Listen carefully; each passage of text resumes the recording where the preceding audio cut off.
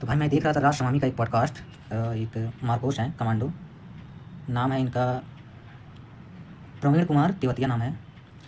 Podcast देख के भाई इमोशनल हो गया मैं, यहाँ तक कि राष्ट्रमामी भी इमोशनल हो गए। और कोई भी देखेगा तो भाई रोंगटे खड़े कर देने वाला एकदम पॉडकास्ट है ये, बिल्कुल एकदम इमोशनल। और ये हमारे देश की पॉलिटिक्स को दिखाता है, जो अयोग्य लोग बैठे हैं हमारे देश में अलग अलग पोस्ट पे, जो केवल रोग झाड़ना जानते हैं, करना कुछ नहीं है, और जो किया है उसको नीचा कैसे दिखाना है, अपने पावर का गलत इस्तेमाल कैसे करना है, वो सब दिखाया है इसमें उन्होंने बताया है। भाई कसम से बहुत बहुत इमोशनल वाला चीज़ है। अभी मैं दिखा रहा हूँ, आप लोग को देखिए। एजेंसी थे उस समय बेदी जी, उन्होंने फिर मार्कोस को ऑपरेट करने का आदेश दिया। बोले जाओ, कुछ भी हो देख लूंगा मैं, करो। हाँ, विदाउट एनी परमिशन तो गवर्नमेंट ने कोई एक्शन ही नहीं लिया उस समय पे, कोई एक्शन नहीं था गवर्नमेंट, सेंट्रल गवर्नमेंट का कोई एक्शन नहीं। मेरे को एक स्टेप सब बताओ कि अटैक हुआ। अटैक पहले तो अटैक कैसे हुए, मार्कोस को पता नहीं चला? पता चला गया, हमको तो पता चल गया था पहले। हमारी टीम कहीं पे तो हमारे सिस्टम में इंटेलिजेंस में फॉल्ट आया होगा, तभी वो पानी से इतना खुला आके अटैक करता है। एक्सरसाइज चल रही थी नेवी की, कोस्ट गार्ड की, आर्मी की और गुजरात पुलिस की एक एक्सरसाइज चल रही थी जिसका नाम है डीजीएक्स क्या था? ये डिस्ट्रिक्ट ऑफ गुजरात एक्सरसाइज होती है। तो पूरे गुजरात में एक्सरसाइज चल रही थी, तो सब बिजी थे उसी में। ये इन्फॉर्मेशन उनको थी, ये अटैक 3 महीने पहले होने वाला था, पर ये डिले हुआ बिकॉज ऑफ द एक्सरसाइज। ये किसी को नहीं पता, किसी ने नहीं लिखा है कहीं पर, किसी को पूछने का मतलब क्या है, किसी को मतलब नहीं है।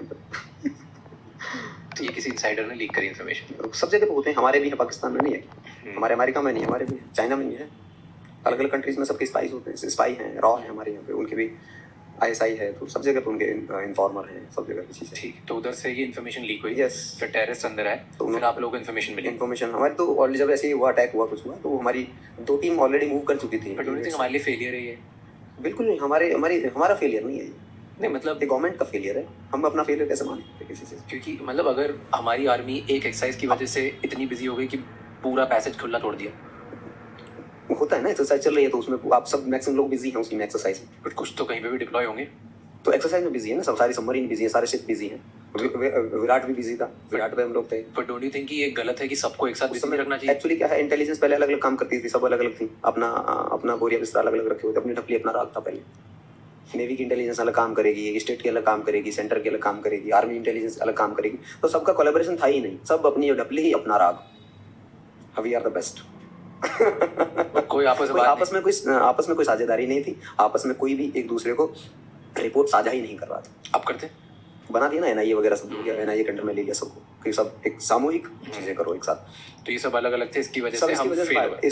प्लस जो यहाँ पर जो रिपोर्ट करके गया पूरा का पूरे मुंबई का जो मैप बनाया, पूरा हेडली जो था, पूरा यहाँ पे रैकी करके गया, वो 1-2 बार नहीं आया, कई बार आया वो होटल ताज में कई बार आया, प्लस ट्राइडेंट में रुका, वो नरीमन हाउस गया, आपके जो हमारा मंदिर है, कौन सा सबसे फेमस मंदिर मुंबई में, सिद्धिविनायक भी गया वो। सिद्धिविनायक में थोड़ी एक्टिविटीज ज़्यादा थी, किसकी सिक्योरिटी, तो इसलिए उसने मना कर दिया कि यहाँ पर ठीक नहीं है, अटैक में फंस जाओगे। और उसने मुंबई पुलिस को पूरा रीड किया बैठकर कि इनके पास कौन सा वेपन है और कौन सी फोर्स यहाँ पे कितने पास है, क्या है, वो सारा कुछ उसने इंटेलिजेंस यहाँ पे गैदर किया, वहाँ पर लेकर गया। और एक एक्सरसाइज हो रही थी, तो सब एक्सरसाइज ही समझ रहे हैं सब। जो मुंबई में जहाँ पर वो मच्छी मार्केट के पीछे उतरे, वो भी एक्सरसाइज ही समझ रहे थे उसको। एक्सरसाइज है, यस, चलती रहती है एक्सरसाइज, अब तो चलती है वो एक्सरसाइज। तो किसी ने पूछा भी हो तो एक्सरसाइज, और फिर अंदर आ गए। सब अंदर आ गए पूरे। तो फिर जब आप पहुंचे उधर, तो एक तो बिना ऑर्डर्स के आप लोग गए। हाँ, आपने ऑपरेट करना अपने मन से स्टार्ट कर दिया। हाँ, हमें करना ही है ना, हमारे ब्लाइंड है, एकदम ब्लाइंड है हम तो, बिल्कुल सब कुछ नहीं है। हमने पूछा वहाँ पे, भाई ब्लूप्रिंट कुछ तो होगा, मैपिंग कुछ तो हो, ब्लूप्रिंट होगा, रूम है, कैसा रूम है, दरवाजा किधर से, कुछ नहीं पता था। कुछ नहीं पता। तो आप लोग कोई होटल का मैप, ब्लूप्रिंट, नथिंग। और ऑपरेट करना बहुत जरूरी था, क्योंकि हर सेकंड एक डेड बॉडी गिर रही थी, एवरी सेकंड एक इंसान मर रहा था। फिर कैसे ऑपरेट किया, क्या किया आपने? पहले हमारी टीम मूव कर रही थी, जितना भी पहले हमारा था कि होटल को खाली कराओ, टेररिस्ट को मारना हमारा सेकंड प्रायोरिटी बन गई।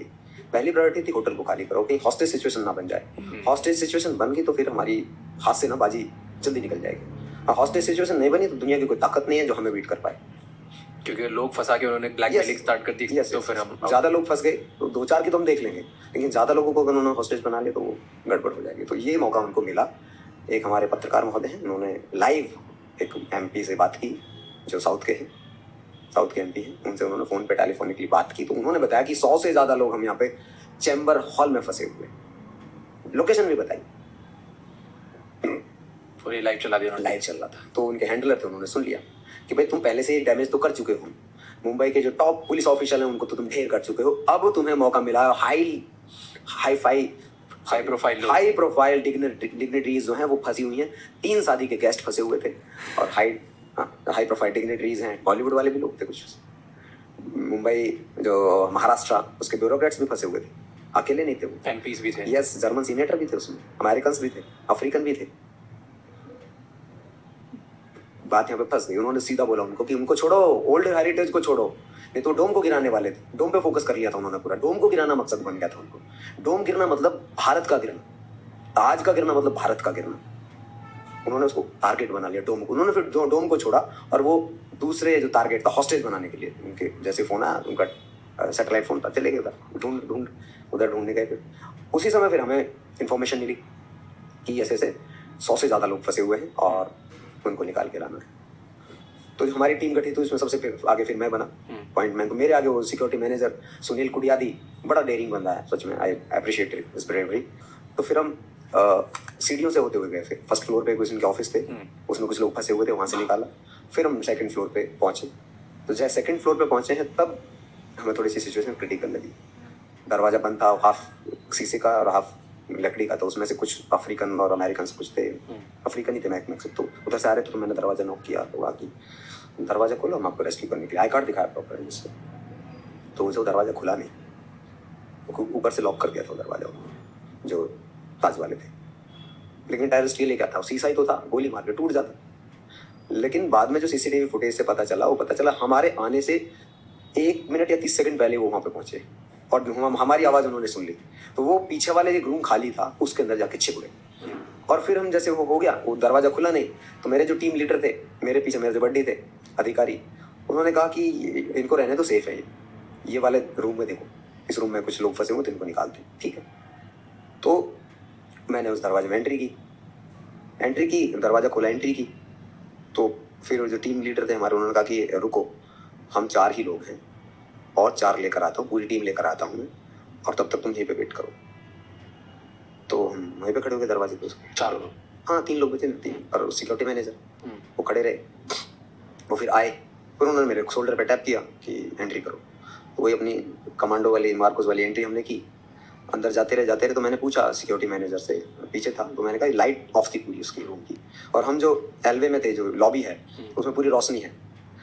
अब मैं अंधेरे में जा रहा हूँ, तो मैं खुद ब्लैंक हूँ, मुझे कुछ नहीं पता उसमें क्या हो रहा है, मैं चलता जा रहा हूँ आगे, लेफ्ट साइड में मेरी दीवार आ गई, तो मैं चल रहा हूँ, दीवार पकड़, मैंने पूछा कि स्विच किधर है इसके, तो उसने कहा कि यहीं होंगे, आ गई है।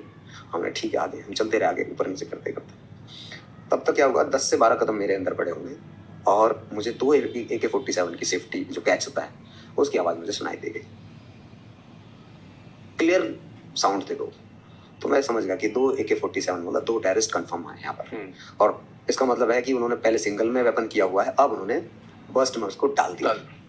हम भी टिक गए, मैंने कहा कि वहीं पे टिका मैं, और एक चेयर थी वहाँ पे, चेयर का जो एज रहता है पीछे वाला ऐसा, उसकी यहाँ पर मैंने ले लिया उसको, तान दी मैंने अपनी एक उनकी तरफ, ट्रिगर पर उंगली ले ली, बैठ के उधर ही वेट कर रहा हूँ कोई मूवमेंट होगा इसमें, की अंधेरे में हूँ मैं, मुझे कुछ नहीं दिख रहा।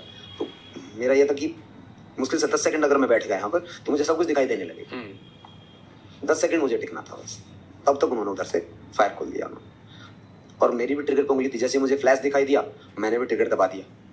तो मुझे मेरा याद है कि 3-4 गोली मेरी चली, और उसके बाद मुझे कुछ याद नहीं मुझे उसके बाद का ब्लैंक एकदम। उसके बाद जब गर्दन पे गरम गरम खून लगा, बहना शुरू हुआ, तब मुझे होश आया, ओहो बच गए, हेडशॉट है। क्या हुआ इसके? बच गए, हेडशॉट था, जिंदा हूँ, भगवान को थैंक यू बोला। और दर्द इतना ज़्यादा था कि अनबियरेबल करें हम लोग, बहुत बुरी तरह का दर्द, यानी एक नॉर्मल ह्यूमन बीइंग की बात करूँ तो सहन नहीं कर सकता उस दर्द, इतनी जलन। सर पे लगी आपकी गोली? हाँ पूरा। तो मैंने कारपेट जो था ना, उस दर्द को ना कारपेट में शिफ्ट किया, पूरा दबा दिया पूरा एक हाथ को, अब मैं साउंड नहीं कर सकता। मेरा एक साउंड मतलब नेक्स्ट पल मेरी जो है डेथ है, नेक्स्ट मोमेंट पे, और वहाँ पे ज़्यादा देर नहीं रुक सकता क्योंकि उन्होंने मुझे गिरते हुए देखा है, वो मेरा वेट कर रहे हैं बस। अगर ये नहीं खड़ा हुआ तो ये कंफर्म शॉट लेंगे। कंफर्म शॉट कहाँ पे आएगा? या तो हेड आएगा, चेस्ट आएगी। चेस्ट पे जो जैकेट है उसमें मारेंगे, चेस्ट पे तो लेंगे नहीं, तो हेड शॉट है, क्योंकि हेलमेट था ही नहीं। हेलमेट नहीं था, बुलेट प्रूफ जो पहनी थी वो AK-47 की गोली रोक नहीं सकती थी, कम्युनिकेशन सेट नहीं था, वेपन एप्रोप्रिएट नहीं था। AK की जरूरत नहीं थी लेकिन AK थी उस दिन। हमें प्रॉपर वेपन भी नहीं थे उस दिन। क्यों नहीं थे ये सब? थे ही नहीं यूनिट में। बिना हेलमेट के ऑपरेशन किया? बिना बुलेट प्रूफ, बिना आर्मर, मैं कहूँ बिना बुलेट प्रूफ के। एक तरह से वो एक MP5 की गोली नहीं, वो तो पिस्टल की गोली रोकने के लिए थी। वो जैकेट थी बस, हेलमेट नहीं था, कम्युनिकेशन सेट नहीं था। अगर मैं अपनी टीम से बिछड़ जाऊँ तो कम्युनिकेट नहीं कर पाता, कुछ नहीं था। और उसकी अपने देश को बचाने के लिए ऐसी कंडीशन में हम लोग गए थे जब कुछ भी नहीं था हमारे पास। फिर क्या हुआ नेक्स्ट? तो फिर मैंने अपने आप को सैचुरेट किया फटाफट। पूरे रूम में मैंने धीरे धीरे धीरे देखा कहाँ पे क्या क्या चीज़ है। तो मुझे फिर दिखाई दिया कि सोफ़ा है और दीवार, उसके बीच में थोड़ा जगह है। मैं वेपन को मैंने थाई पे लिया और खिसक के मैं उसके बीच में, मैंने जगह जो थी उसके बीच में मैं जाकर अपने आप को सेफ किया, पहले सिक्योर किया और कवर ले ली मैंने। फिर मैंने देखा कि भाई मुझे चोट कितनी लगी है। तो जब देखा तो पूरा कान ही नहीं था, पूरे मांस का लोथ राइडर मुझे फील हुआ, ये लटका हुआ था पूरा। भाई साहब, पूरा हाथ खून में हो गया पूरा। तो मैंने कहा कि जिंदा है, बहुत बड़ी बात है, लड़ाई अब चालू होगी क्योंकि मैं बच चुका हूँ। फिर मैंने ओपन फायर करना शुरू कर दिया। दोबारा मैंने फायर ओपन किया धीरे धीरे, मैं काफ़ी देर हो गई। तो मुझे लगा कि ना तो मेरी टीम मुझे कांटेक्ट कर रही, कुछ है ही नहीं मेरे पास। अच्छा, कोई भी नहीं था बीच आपके? टीम, मेरा बड्डी भाग चुका था मुझे अकेला छोड़कर। जब मैंने देखा मैं लेटा हुआ हूँ तो मैंने सबसे पहले अपनी बड्डी को ढूंढा ना, तो बड्डी तो है ही नहीं वहाँ। क्यों भाग गया था वो? अपनी जान बचानी थी। जान बड़ी कीमती होती है हमारे जैसे लोगों के लिए नहीं है, हम तो अपनी बात करते हैं, लेकिन किसी किसी के लिए जान बड़ी कीमती होती है। बट वो तो मार्को सोल्जर थे, लेकिन आई नहीं दिखा पाए वो ब्रेवरी, नहीं कर पाए, उसका सामना नहीं कर पाए। कोई बात नहीं, we can't blame somebody else. फिर next we choose the things ना। तो उसके बाद फिर मैंने कुछ हो ही नहीं रहा था। मैं फायरिंग सिंगल शॉट ले रहा हूँ तो उधर से पूरा बर्स्ट में पूरा फायरिंग हो रही है मेरे ऊपर। तो फिर मैं अलग अलग लोकेशन मतलब चेंज कर दे रहा था, थोड़ा कभी थोड़ा आगे करके तरफ, फिर ऊपर करके, इस तरह से थोड़ा मॉडिफाइड कर रहा था फायर को मैं, क्योंकि एक जगह से फायर करूंगा तो उनको ये कंफर्म हो जाएगा यहीं से। तो आप अलग अलग जगह से करोगे, जैसे एक साइड थोड़ा सा आगे करके अपने दबा दिया, एक ट्रिगर तो दबाना, आपको एंगेज करना है, यू कांट किल देम। तो फिर मैंने सोचा कि अब तो काफ़ी देर हो गई, तो टीम तो आने वाली है नहीं, तो जो भी निर्णय है वो तुम्हें लेने। तो फिर मैंने एक निर्णय आखिरी जो था मेरा वो मैंने लिया कि अब बचना तो यहाँ से संभव नहीं है, टीम हमारी आएगी नहीं और कम्युनिकेशन मेरे पास है नहीं, और मैं ज़्यादा देर तक सर्वाइव कर नहीं सकता क्योंकि ब्लीडिंग मेरी कंटिन्यू चल रही है। तो फिर मैंने अपना ग्रेनेड निकाला, 10 मीटर से 12 मीटर की डिस्टेंस हमारे बीच में थी पूरी, इससे ज़्यादा था नहीं।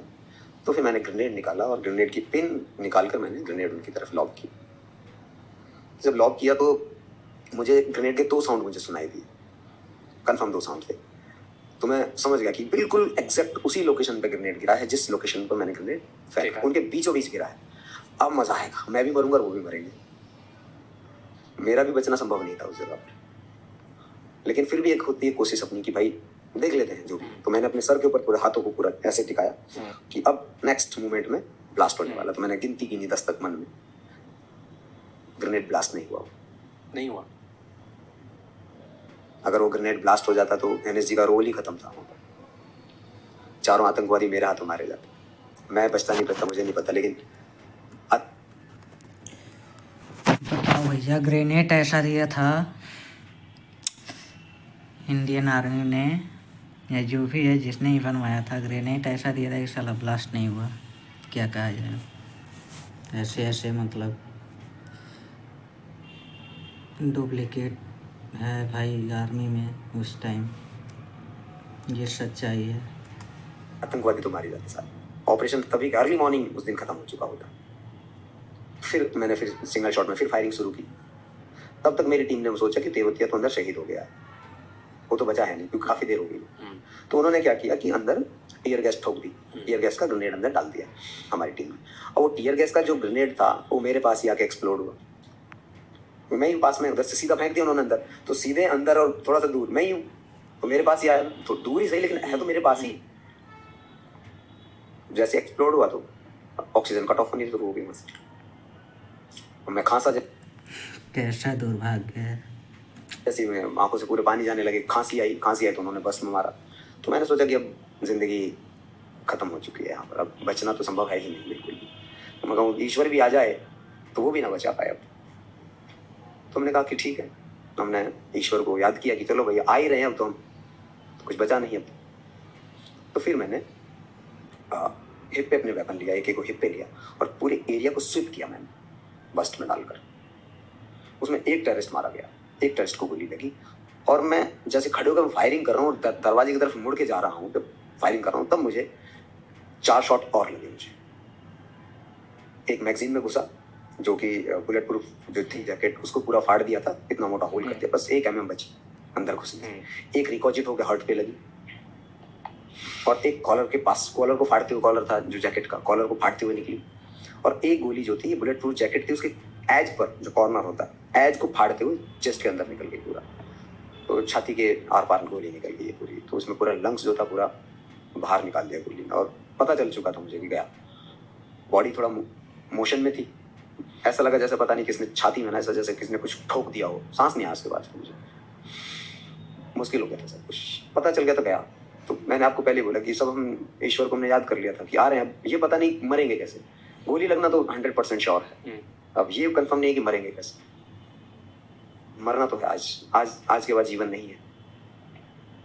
तो दरवाजे तक मैं पहुंचा, दरवाजे के बाहर मेरी टीम थी तो उन्होंने मुझे बाहर की तरफ खींच दिया। फिर जब ताज के बाहर मुझे निकाल रहे थे, लॉबी से गेट के बाहर निकाला, तो मेरे फेस पे ना कैमरे की लाइट्स लगनी शुरू, मुझे फिर होश आया। तो मैंने अपने वेपन को उठाने की कोशिश की, जिस मेरा राइट हैंड में वेपन था, तो वेपन को उठाने की कोशिश की, हाथ ही नहीं उठा। आंखें खोलने की कोशिश कर रहा हूँ, आंख नहीं खोल पा रहा हूँ। ब्रीथ लेने की कोशिश कर रहा हूँ, ब्रीथ नहीं आ रही है। और कुछ कहने की कोशिश कर रहा हूँ, मुंह नहीं खोल पा रहा हूँ। तब तक उन्होंने मुझे एम्बुलेंस में डाला। एम्बुलेंस में डाला तो एक हमारे कमांडो साथी थे, यादव जी, तो उनकी आवाज़ मुझे सुनाई दे रही थी। एक ही आवाज़ थी उनकी, कीप ब्रीदिंग, डीप ब्रीदिंग। सांस लेते रहो, डीप ब्रीथ करो, डीप ब्रीथ करो। अब मन तो ऐसा कर रहा था कि क्या बोलूं, सांस ही नहीं आ रहा। खींच रहा हूँ, सांस निकल जा रहा है, वापस नहीं आ रहा। आपकी बॉडी रिलैक्स कब होती है? जब सांस वापस जाता है। सांस वापस ही नहीं आ रहा। खींच रहा हूँ बस मैं, वन गो हो रहा है, सांस ही नहीं आ रहा। अश्विनी लेकर गए, अश्विनी जाकर हॉस्पिटल में। फिर उन्होंने वहाँ पे जो अटेंडेंट थे, उन्होंने फिर पूछना शुरू किया। सब सुनाई दे रहा था, सब मुझे सुनाई दे रहा था। दर्द एक इतनी पीड़ा थी, कब पूछिए मत। उस पीड़ा से गुजर रहा था, ना बोल पा रहा हूँ, ना कुछ कह पा रहा हूँ, कुछ नहीं कर पा रहा हूँ। बस मैं उस दर्द को झेल रहा हूँ। और इतना ऐसा लगा छाती में ना पूरा कि गए अब, इतना दर्द था उसमें। तो उसने पूछा कि नाम क्या है, नाम क्या है। वो एश्योर करना चाहते कि जिंदा है कि मर गया, क्या है इसमें। तो तब मैंने बोला कि मैं तेवतिया, तेवतिया, जोर से मैंने बोला। और फिर जब नहीं रहा गया तो मैंने कहा कि मैं मर रहा हूँ, मैं मर रहा हूँ।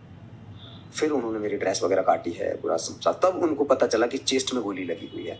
पूरा डिस्पेंस जैसे उन्होंने ये खोला है ना, ड्रेस खोली है, तो ड्रेस जैसी खोली है तो पूरी डिस्पेंसरी में पूरा खून ही खून, जब एक फाउंटेन की तरह यहाँ से खून बह रहा था। तो बाद में मेरे जो डॉक्टर थे जिन्होंने ऑपरेट किया, उन्होंने कहा कि 1 मिनट और अगर डिले हो जाते तो एक्सेस ब्लीडिंग की वजह से तुम्हारी डेथ हो जाती। तो मुझे नहीं पता कि मुझे ईश्वर ने क्यों बचाया, कैसे बचाया, मुझे नहीं पता। मैंने अपना देश के लिए उस दिन 100% दिया और आज भी मैं देश के लिए पूरा अपनी 100% डेली में देता हूँ। मैं इसमें नहीं रहता कि कौन मुझे लाइक करता है, कौन मुझे अनलाइक करता है, कौन मेरे लिए ताली बजा रहा है, कौन मेरे लिए गाली दे रहा है। मैं उससे कंसर्न रखता ही नहीं। मेरा काम है मातृभूमि के लिए काम करना, मातृभूमि की सेवा करना। उसमें सब लोग आ जाते हैं, जो गाली दे रहा है वो भी और जो ताली बजा रहा है वो भी। मुझे सबके लिए काम करना है। जो गाली दे रहा है मैं मुस्कुरा देता हूँ, जो ताली बजा रहा है उसको थैंक यू कह देता हूँ। अब यहाँ से हम लोगों के देश की असली सच्चाई पता चलेगी। क्या है हमारे देश के आर्मी ऑफिसर की सच्चाई, कमांडो की सच्चाई, लेफ्टिनेंट कर्नल जो होते हैं उनकी सच्चाई, उनका मिसयूज कैसे होता है, क्या क्या कमियां हैं, जो भी हैं यहाँ से रोंगटे खड़े कर देने वाले बात बताएंगे जो हमारे मार्कोस कमांडो हैं, प्रमोद कुमार तेवतिया। अब यहाँ से देश की असली सच्चाई, हमारे नेताओं की असली सच्चाई पता चलेगी। देखिए मेरे तो इमोशनल मैं हो गया था, मैं आंसू गिरने लगे थे। यहाँ जैसे राष्ट्रवामी भैया जो हैं उनके आंसू गिरने लगे हैं सुन के, उसी तरह मेरे भी आंसू गिरने लगे। इसलिए मैंने सोचा कि ये बात फैलनी चाहिए, ऐसी चीज़ें लोगों को जाननी चाहिए कि हमारे देश की सच्चाई क्या है, कमियाँ क्या हैं, दूर कैसे होंगी। तो 4 उसके महीने बाद लग गए हाँ, आपको। जैसे पहले दिन की बात है, जब मैं डिस्चार्ज हुआ तो मेरे पॉकेट में पैसे नहीं थे इतने, 10-15 रुपये पड़े थे बस। फिर मैं बेस्ट की बस में मेरा एक मित्र था मेडिकल असिस्टेंट, मैंने उसको बोला बट ये सब तो गवर्नमेंट करती होगी ना, आर्मी करता। मैंने बताया था कि मैं डिस्चार्ज है ऐसे ऐसे, किसी ने नहीं भेजा तो उसको ब्लेम करना सही नहीं है। बट पूरा एक तो खर्चा तो हॉस्पिटल गवर्नमेंट ने किया होगा। उनके तो गवर्नमेंट है Government hospital। अश्विनी जो है नेवी का हॉस्पिटल। हाँ, फिर उसके बाद गवर्नमेंट आपको घर छोड़ी होगी ना, मतलब उन्होंने नहीं, आपकी हेल्प करी होगी घर कोई तक। हेल्प नहीं होती यहाँ पर। तो आप आप तब तक ही सोच रहे हो जब तक आप गोली खा रहे हो। उसके बाद आप उनके लिए कुछ नहीं, उनके लिए आप बर्डन हो फिलहाल। अगर आप बच गए हो तो बर्डन हो, नहीं बचे हो तो आप उनके लिए पॉलिटिक्स का काम कर रहे हो, उनकी राजनीति का हिस्सा हुआ। बट अगर मर गए तो रीत लेने के लिए प्रधानमंत्री भी आ जाएंगे, रीत लेने के लिए डिफेंस मिनिस्टर भी आ जाएगा, रीत लेने के लिए सब आ जाएंगे, सबको सलूट मारने के लिए आपकी डेड बॉडी को, आपकी वीरता को। अगर बच गए इतना करके भी तो उनके ऊपर, सेना के ऊपर बोझ हो गए, बर्डन हो गया, क्योंकि अब आपके ट्रीटमेंट होंगे, अब सब कुछ करना पड़ेगा, सब कुछ होगा। तो कोई करना नहीं चाहता, क्या करेगा? अब आपकी यात्रा आप शुरू करें। सेना का जितना रोल था सेना का आपने कर दिया, अब अपनी यात्रा आप खुद करें। मतलब अब कोई सपोर्ट नहीं आपकी हीलिंग में, बेटर करने में? नथिंग, किसी का कोई सपोर्ट नहीं। और मंथली सैलरी वगैरह सब? सैलरी का क्या हुआ कि मेरा लंग्स डैमेज हो गया, तो मैं ड्राइवर था, तो उसके लिए टिप मनी मिलती है, और टिप मनी वो 1 महीने की 20,000 रुपये होती है, हो गई। तो हर महीने मेरा 20,000 रुपये का डैमेज हुआ। प्रमोशंस थे जो मेरे अप्रैल में मुझे मिलना था, नवंबर तक मुझे प्रमोशन नहीं मिला। नवंबर में 26 नवंबर की घटना थी, तो मेरा जो ड्यू था वो अप्रैल से ड्यू था। तो जो प्रमोशन डिपार्टमेंट है नेवी का, उन्होंने प्रमोशन ही नहीं भेजा। नवंबर हो रहा है, प्रमोशन ही नहीं भेजा, तो मैं पुरानी रैंक पर ही हूँ। जो मेरी रैंक तो कुछ और होनी चाहिए, मैं पुरानी रैंक पर काम कर रहा हूँ। मैंने इतने अप्रैल से होती सब नवंबर में, तो कुछ नहीं भेजा उन्होंने, और अब प्रमोशन भी रुक गया, क्योंकि अभी लो मेडिकल कैटेगरी हो गई तो आपको प्रमोशन नहीं होगा।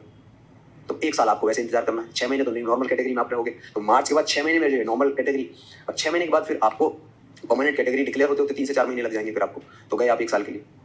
1 साल मतलब अब मेरा जो प्रमोशन था वो मेरे करीब 20 महीने बाद, 18 महीने बाद मुझे मिला। तब तक जो मेरे बैचमेट थे वो पेटी अफसर कोर्स, नेक्स्ट कोर्स था प्रमोशन कोर्स, उसके लिए जा रहे थे। तो मैं तो वैसे पीछे रह गया उनसे सबसे, तो वो भी नहीं हुआ कुछ भी। तो कई सारे कितने डैमेजेस हुए, तो आप डिसेबल्ड हो गए, आप फाइनेंशियल भी आपको डिसेबल कर दिया गया है, प्रमोशन की तरफ से जो आपको कुछ होना था वो भी आपका डिसेबल हो गया, पूरा का पूरा। अब आपकी यात्रा और ज्यादा कठिन हो गई। मेरे बैची कुर्सी पर बैठते थे पैटी अफसर बनकर, मैं उनके सामने नीचे बैठता था दरी पर, कुछ भी होता था, बिकॉज दे आर सीनियर, मेरे जूनियर मेरे सीनियर बने, मुझे उनको सर कहना पड़ता, क्योंकि आपने देश के लिए काम किया, आपने देश के लिए गोली खाई, सबसे ज्यादा झेला किसने? दर्द को भी जी रहा हूँ, सांस नहीं आती उससे भी जूझ रहा हूँ, बाकी सारी चीजों जो चल रही है उसको भी झेल रहा हूँ, प्लस लोगों के टॉन्ट सुन रहा हूँ। मेरे ही यूनिट के अधिकारी मुझे कहते हैं कि you are the man culprit who stop the glory. Main culprit who stop the glory, मतलब आपकी वजह से हमें ग्लोरी नहीं मिली। अगर तुम मर जाते तो ग्लोरी मिलती हमें। वो बोल रहे हैं आप मर जाते आप? यस। क्यों? एक डेड सोल्जर ज्यादा इंपॉर्टेंट है एक जीने वाले से। एक जो डिसेबल्ड हो गया सोल्जर वो किसी काम का नहीं है, एक डेड सोल्जर बड़े काम का है, डिसेबल्ड सोल्जर बोझ है।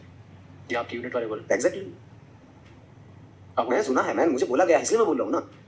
आपको मैं क्यों जब आपने सुना पहली बार? जमीन निकल गई मेरे नीचे से, क्या मैं रोया छत पे बैठ कर, खूब रोया, पूरी रात रोता रहा कि ईश्वर, ये दिन देखने के लिए, ये चीज सुनने के लिए मैंने उस दिन अपना सब कुछ दांव पर लगाया। कुछ नहीं सोचा मैंने उस दिन, मेरे लिए देश प्रथम था, परिवार नहीं। और यूनिट में अगर आपको ऐसा सुनने को मिले, टेरेबल,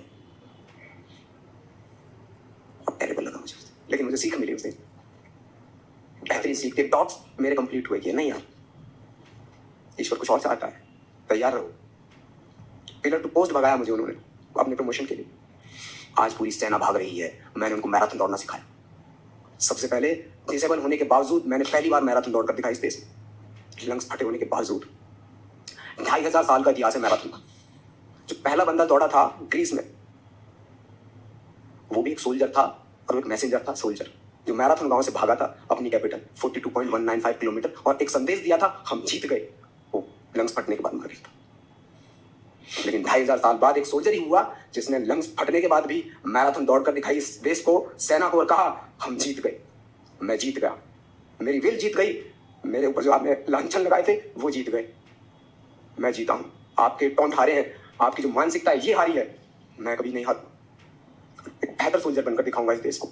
आज भी एक बेहतर सोल्जर हूं, आज भी अनब्रीटेबल तरीके से काम करता हूं अपने इस देश के। मुझे कुछ परवाह नहीं होती कौन मेरे लिए क्या कहता है, कैसे कहता है, आई डोंट केयर। जब ऐसे लोग ऐसा कह सकते हैं, मेरी यूनिट के लोग ऐसा कह सकते हैं। मेरा बेटा पैदा हुआ, मैं मिठाई बांट रहा था, उनमें से एक मुझे बोला कि तुझे झाड़ू तो लगती नहीं है, बेटा पैदा कैसे कर लिया, बच्चा पैदा कैसे कर लिया। भाई साहब, मानवता की एकदम हद हो गई है। ये हाल है हमारे आर्मी में बैठे लोगों का, ऑफिसर का क्या कहा है, रोंगटे खड़े कर देने वाले हैं। आगे देखिए अभी। क्या कर सकते हो ऐसे, बट मैं कहूँगा इट्स ऑल लर्निंग। ये सब होने के बाद हमें 4 iron first iron man of Indian arm forces. तीनों सेनाओं में, ना आर्मी में था, ना नेवी में था, ना एयरफोर्स में था। I was the first person officially जिसने साउथ अफ्रीका में जाकर भारत का झंडा लहराया, भारत के सैनिक का झंडा लहराया कि हाँ, एक सैनिक ये कर सकता है चाहे उसको कितनी भी गोलियां लगी।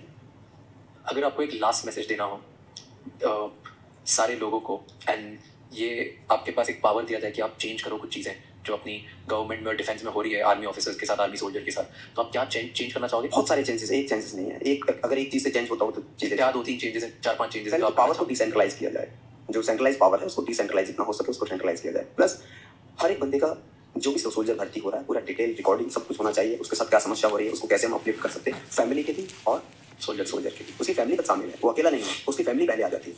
प्लस मैं कहूँगा कि आज इस देश में EWS है, सभी बच्चे EWS के अंडर में जो फ्री एजुकेशन ले रहे हैं, जो देश के लिए खून बहा रहा है सैनिक, उसके बच्चों के लिए क्यों नहीं है कुछ फ्री एजुकेशन, फ्री क्यों नहीं है उसके लिए? तो सबसे पहला काम मैं ये करूंगा कि ऐसे सोल्जर जो देश के लिए खून बहा रहे हैं, डिसेबल हो रहे हैं, उनके बच्चों को फ्री एजुकेशन होनी चाहिए, चाहे वो कुछ भी बनना चाहे, किसी भी कॉलेज में एडमिशन लें उनका फ्री होना चाहिए, IIT हो वो फ्री होनी चाहिए, चाहे IIM हो फ्री होना चाहिए। आप उसका क्राइटेरिया रखिए, उसको ये मार्क्स इतने लाने हैं वो रखिए आप, बट एजुकेशन फ्री होनी चाहिए ऐसे बंदों को। तो मैं कहूँगा कि हर बंदा इस देश के लिए सोचे, हर सोल्जर उस बॉर्डर पर जैसे टेररिस्ट अटैक में अपनी जो भूमिका है वो 100% का 200% दे। प्लस मैं कहूँगा कि जो माँ बाप हैं, अगर उसकी डेथ के बाद में प्रॉपर परसेंटेज उनको मिले। अब कैप्टन अंशुमान की फैमिली है, वो सौर्य चक्र लेकर वो वाइफ जो थी वो निकल गई, 5 से 6 करोड़ रुपए जो मिले तो उसको लेकर निकल गई, उसके माँ बाप अकेले रह गए, ना उनको सौर्य चक्र मिला, ना उसको उनका बेटा मिला, कुछ भी नहीं मिला, ना वो सम्मान मिला उनको। तो मैं कहूँगा कि जो गैलेंट्री है वो हमेशा, गैलेंट्री का जो मेडल है वो माँ बाप को मिलना चाहिए, पत्नी को नहीं, क्योंकि बेटा उनका था। ऐसे आप चाहे उनको दे दो, लेकिन मान और सम्मान माँ बाप का बहुत ज्यादा होना चाहिए इस देश में। लोग शहीद हुए, सबको एक पेट्रोल पंप मिला, महाड़ा का एक फ्लैट मिला, जो इंजर्ड है उन्हें क्या मिला, जिन्होंने सब कुछ बर्बाद कर लिया उन्हें क्या मिला? पिछले 16 साल से महाराष्ट्र में, मुंबई में हर 26 नवंबर को प्रोग्राम होता है, कभी मुझे ऑफिशियली इन्वाइट ही नहीं किया। ये हमारे देश की सच्चाई है भाई। जो लड़के मर गया उसे पेट्रोल पंप मिल गया, पता नहीं क्या क्या मिल गया, सम्मान मिल गया, लेकिन जो लड़के बच गया ज़िंदगी से संघर्ष करके, उसे साले क्या कहा जाए, कुछ कहना भी सही नहीं है। वहाँ पे इन्वाइट किसको किया जाता है? बॉलीवुड, क्रिकेटर्स और नेता। सोल्जर कहा गया। मैं फर्स्ट एनिवर्सरी में आया था, मैं यूनिट में ही था, मुझे पुलिस ने, मुंबई पुलिस ने धक्के मार के भगा दिया। क्यों? मेरे पास ही नहीं था अंदर बैठने, कुछ नहीं था। मुझे याद है मुझे कैसे भगाया। ओबामा आए, वो सभी फैमिली से मिले, मुझे यूनिट से बाहर नहीं निकलने दिया गया कि नहीं आप तो खुद गए, सब लोग मिले, बड़े बड़े स्तर के लोग। क्यों? मैं मिला ही, मुझे बोला ही नहीं कभी। सर आप इंस्पिरेशन हो सबके लिए। मैं ये नहीं कह सकता मैं इंस्पिरेशन हूँ, मैं अपनी यात्रा पर हूँ। सर ये आप बहुत हम्बली आपने बोला कि आप इंस्पिरेशन नहीं हो, बट आप जेन्युइनली बहुत बड़ी इंस्पिरेशन हो बहुत लोगों के लिए, बहुत लोगों के लिए एंड हम सब के लिए। मैं बहुत प्राउड फील करता हूँ कि सर आप इधर आए, आपकी स्टोरी बताई, आपकी स्टोरी ने रोंगटे खड़े कर दी और थैंक यू। थोड़े से आंखों में आंसू भी आ गए, पर मैं इमेजिन भी नहीं कर सकता कि आप वो गुजर कैसे सकते हो उन सब चीज़ों से और कैसे आप टफ रहे। Genuinely sir you are an inspiration. Thank you so much इधर आने के लिए और ये सब शेयर करने के लिए हमारे साथ। Always welcome. It was pleasure hosting you. Thank you so much. Always welcome. Thank you so much. ये भाई साहब रोंगटे खड़े हो गए सच में। ये हाल है हमारे देश का और ये चीज़ें सबको जाननी चाहिए, इसीलिए मैंने सोचा मैं भी आगे इसको फॉरवर्ड करूँगा, इसलिए मैंने वीडियो बनाया इतना टाइम देके।